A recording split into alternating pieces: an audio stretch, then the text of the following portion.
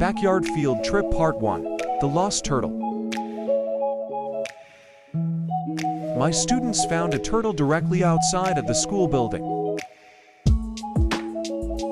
While living in the moment, I forgot to film us taking it back to the wooded area behind the school on the first day of our adventure.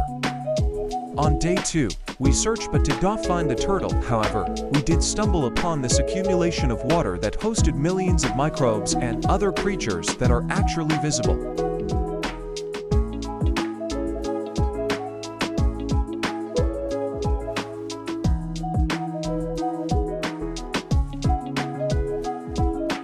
We took a closer look at this aquatic habitat and found dozens of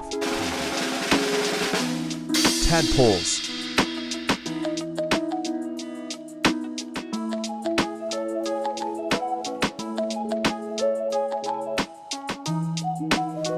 Stay tuned for part 2 and see what else we discover in our local ecosystem.